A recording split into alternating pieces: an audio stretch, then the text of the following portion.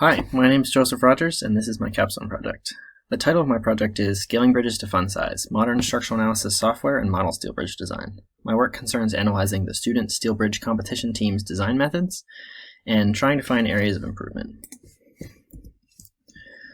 So first, how I got involved was the actual steel bridge competition. Every year, the competition publishes a specific set of rules for solving a real-world design problem, and then each team is responsible for building a bridge, usually at a 1 to 10 scale, to solve that problem. The competition challenges teams to minimize the overall weight of the bridge, the amount that the bridge deflects when it sees 2,500 pounds, and the amount of time it takes to build from its pieces, because this bridge is not just one piece of a bridge, it's actually 60 different pieces, and you have to put them together in the process shown in this picture on the right.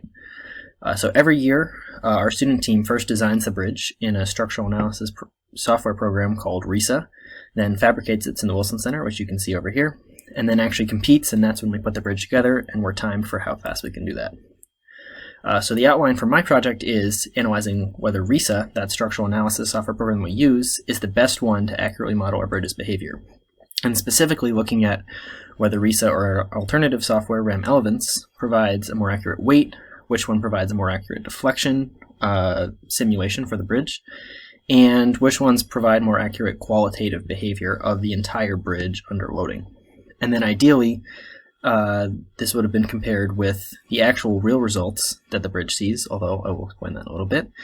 And then the underlying question that kind of motivates this analysis is why deflections reported by analytical software differ from the actual results reported from testing. Because the thing is that in the past, our RISA models have always given us a deflection that you will actually see in competition, but it usually winds up being about half of what we actually get in competition. And that factor is consistent, so we're able to design with it, but we still want to understand why that's happening. And so some of the ideas are whether a different software is better than RISA, and that's why we're off. Or is it because we're using moment connections instead of pin connections, which I'll explain? Or if not, what else can explain that discrepancy? So first, the methods. This project primarily looked at two different software programs, RISA and Acknowledgements. Both of them use nodes connected by members, so that's what these little dots are, the nodes. And then they're connected by members, and that member represents an actual cross-section of a different type of steel. So for each program, we used I used when modeling both moment connections and pin connections. So what are those? The difference between moment and pin connections is the degree of fixedness between a place where two members attach. So looking at these diagrams here, we'll start with moment connections, number 2. That's when the two pieces are so strongly tied together, you can see this weld between the pieces here, that you assume any moment applied here is also going to be applied on this other member next to it. And the difference is a pin connection, where all you've got is this one little bolt holding these together, so there's a little bit of wiggle on the left compared to the actual member on the right. These are both theoretical connection types, and everything in real life is going to be somewhere on that spectrum, but we've in the past always assumed that every connection on the bridge is a moment connection, and so part of this analysis is checking whether it makes more sense to have all of the connections be pin connections instead of moment connections.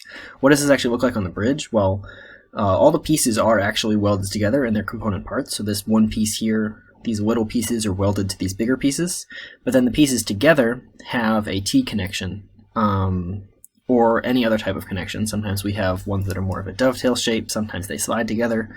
We've generally still assumed that these are moment connections because almost the entire part of the connection is engaging with the connection's other half, but that assumption will be checked during this project. So to get into some results, there were 4 models that were developed for this project. RISA with a moment connection, which was the original design that we used for this year. RISA as a pin connection, so the exact same model, but all the connections are pinned instead of moment. And then the exact same bridge in Acknowledgements with the 2 different options, moment and pinned. The first thing to look at here is the weight. We see that the weight is 208.3 for RISA and 203.2 for Acknowledgements. These are not exactly the same, but for our purposes they're close enough because these are just an approximation using lines and dots, and when we actually put it into a CAD program it's going to change by more than 2% anyway, so I'm happy with this for both programs. But for deflections, so this number here on the top right is the RISA deflection, 0.2181 inches. This is that original deflection that we expect to be off by a factor of 2.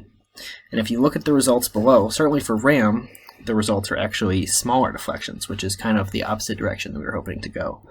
The RISA pinned model does have an increase in deflection, but that's not exactly for the reasons that I was hoping for, and I will explain that a little bit. So now to some qualitative results. This is the actual output of each program showing the entire bridge, and the colored diagram of the bridge is how it would deflect under the actual loads we would see in competition. So you can see for the 2 moment connection options, the bridge is kind of just bowing naturally like you would expect, and that's kind of the behavior we've actually seen in real life. But for RISA pin connection, you have a couple of things that don't exactly match with the way bridges actually work. We've got these localized deflections here on the beams, which is contributing to that number of deflection being higher, and it's not actually something you would see because steel is stiffer than this actually is in real life. And actually, for the record, all of these deflection diagrams are multiplied by a factor of 100, so the bridge doesn't actually deflect this much under 2,000 pounds. But a second case where the pinned model was different was at the end of the bridge. This is a side view. So you see for the 2 moment ones, the piers, which are those members coming down to the floor here, are pretty straight. But for RISA with pinned, you're seeing a lot of twisting and torsion here. And this is, again, something that we've not seen any evidence of in real life, and so it was kind of a concern because with this pin model, because it doesn't actually model the actual behavior that we see with the bridge. So based on all of that, what are the conclusions? How do the original questions get answered? The first question is whether RISA is the best analysis program to use. For weight, they both seem to have pretty much the same weight. For deflections, RISA still has the higher numbers. They may be off by a factor of 2, but the resulting factor you would get for using RAM would be even higher than 2, so RAM is not the solution there. And for marketive qualitative behavior, RISA again wins. And the reason for that is because if you go back to the qualitative results here, for RISA we have both moment and pin connections. For RAM we just have moment. The reason we didn't have a pin connection is because it actually wound up looking pretty much exactly the same as RAM with moment connections, but it was actually seeing even smaller deflections, no interesting torsion behavior or anything. And we've theorized that the reason for this is because of how RAM is a little less advanced and doesn't translate loads on actual members into the nodes, because it is called a truss mode, which doesn't have moment but also doesn't have forces on the actual members between the nodes, and so that it might be discounting some of the forces and therefore not painting as full of picture of what's happening. It's just kind of ignoring some of the load, and that's why it's showing less deflection. So it actually wound up being not something that we could use at all for that kind of behavior, and therefore RISA generally, because with the others was a tie, RISA is a better option here. So based on this analysis, RISA is better than RAM, and we have no problems with RISA. Ideally, I would have liked to compare the modeling results with the actual behavior of the bridge, but unfortunately our competition would have been this past weekend, and that was not possible because of the coronavirus concerns going on. And so we'll have to wait until next year to see how this bridge actually does, and so I had to replace that with just the general trends of past years, which is not ideal, but is good enough for a starting point with this project. So getting to that second question, why do deflections reported by analytical software differ from actual results? The first idea was that maybe it's because RAM is just a better program than RISA, and RISA is not good enough and not going to use good enough deflections, but that was not the case. And the second idea was that maybe using pin connections is better than using moment connections, but again, we found that pin connections only had a slightly larger deflection, and that was because of localized deflections and weird torsion behavior, and not because it was actually better at modeling the bridge. So again, that's a no. So if not, which is the case, what else can explain the discrepancy? Well, it's a good segue into future work. One thing this experiment has shown is that connections are very important for modeling. Even though pin connections are not better than moment connections, they had a very large impact, and it would be interesting to see if there's maybe some sort of middle ground in some sort of analysis software, maybe not RISA, in order to find somewhat moment, somewhat pin connection to find the actual behavior we're looking for. That bridge end behavior that I showed where the pin causes torsion is another area of interest, because although we've never actually seen that torsion in real life, That doesn't mean it's not there. It could just be too small to see. It could be that it would be more present on this bridge, but we didn't get to see the actual results. So that would be another place to look and see maybe RAM actually is doing things, or maybe the pin connections are actually the way we should be modeling the bridge. Then there are other factors that could be contributing to the difference, such as the machining accuracy of the bridge. And that's something that we try to make it as accurate as we can every year, of course, but it would be interesting to actually do an experiment and see how does our accuracy actually turn out, and does that have an impact on the bridge.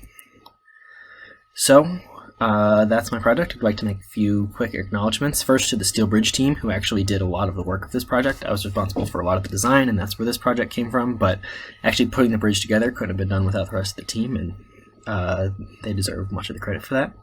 I'd also like to acknowledge the Honors Office and everyone I've talked to in kind of moving this project along, whether that was Rachel giving advice or anyone on HSAB or the general honors community have just been very helpful in the reason this project exists in the first place.